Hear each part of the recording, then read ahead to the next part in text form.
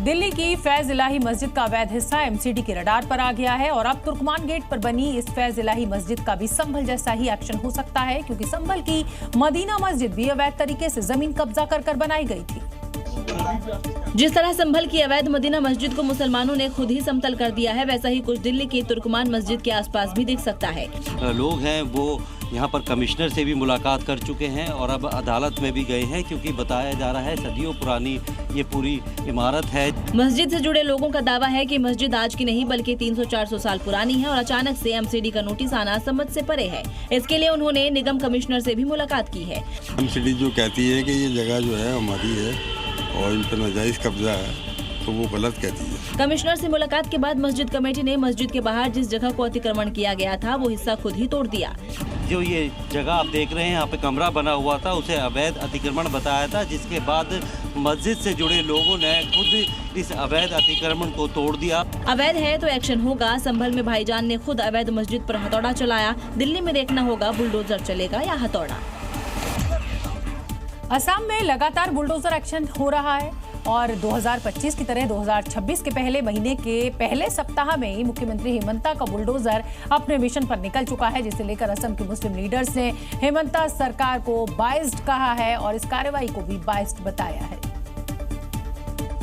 लेकिन हेमंत बिस्वा शर्मा को इससे कोई फर्क नहीं पड़ने वाला। उन्होंने ऐलान किया है कि अवैध निर्माण और अतिक्रमण के खिलाफ पीला पंजा चलता रहेगा। हेमंता के निर्देश पर डबोका में कार्रवाई हो चुकी है और अब बारी है नौगांव और सोनितपुर की, जहां बड़ी संख्या में सुरक्षा बल के जवान पहले ही तैनात कर दिए गए हैं। इन कार्रवाई के जरिए जहां सरकारी जमीनों से कब्जा हटाया जा रहा है, वहीं मुस्लिमों ने इस पर ऐतराज जताया है। खास तौर पर चूर सिर्फ मुसलमानों पर ही हो रहा है।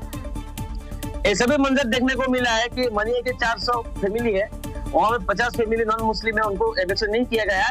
इन कार्रवाई के डर से लोग खुद ही अतिक्रमण हटाने में जुट गए हैं, क्योंकि प्रशासन का पीला पंजा कभी भी धमक सकता है। मध्य प्रदेश के उज्जैन में एक बार फिर मोहन यादव सरकार का बुलडोजर गरजा है। महाकाल मंदिर के पास ये बुलडोजर ऐसा गरजा कि नए साल में भी अवैध कब्जाधारियों को चेतावनी दी गई कि महाकाल की नगरी में जो भी अवैध कब्जा करेगा उसका यही हश्र होगा। ध्यान से देखिए इस 4 मंजिला इमारत को, जिस पर एक के बाद एक बुलडोजर प्रहार हो रहा है और हर वार के साथ बिल्डिंग का पूरा मुखौटा मलबे में बदल रहा है। ये बिल्डिंग महाकाल मंदिर के पास बना एक होटल है, जो अवैध रूप से कब्जाई जमीन पर बनाया जा रहा था। बुलडोजर एक्शन से पहले नगर निगम की तरफ से नोटिस दिया गया था, कोर्ट ने निर्माण रोकने का आदेश दिया था, लेकिन जब मालिक नहीं माना तो मोहन सरकार का बुलडोजर गरज उठा। देखते ही देखते पूरी बिल्डिंग धाराशायी कर दी। वैसे ऐसा पहली बार नहीं है। साल 2025 में भी बुलडोजर कार्रवाई हुई, जब अगस्त में महाकाल मंदिर से महज 100 मीटर की दूरी पर एक नॉनवेज शॉप पर बुलडोजर गरजा था। और नए साल में भी संदेश साफ है, अवैध कब्जा तो मिटाना तय है। दिल्ली में ट्रिपल मर्डर से सनसनी। इस समय की बड़ी खबर, लक्ष्मी नगर इलाके में ये ट्रिपल मर्डर हुआ है। यहाँ बेटे ने अपनी ही माँ को, अपने भाई और अपनी बहन को मौत के घाट उतार दिया और हत्या के बाद खुद फिर ये आरोपी थाने पहुंच गया। इलाके में सनसनी। इस ट्रिपल मर्डर के बाद तमाम पुलिस के जो आला अधिकारी हैं वो मौके पर पहुंचे हैं। हालांकि खुद ही लक्ष्मी नगर में ट्रिपल सरेंडर करने के बाद ये लड़का थाने पहुंच गया था। आरोपी ने अपनी मां, अपने भाई और अपनी बहन की हत्या कर दी। वजह क्या रही, ये अभी खुलासा नहीं हुआ है।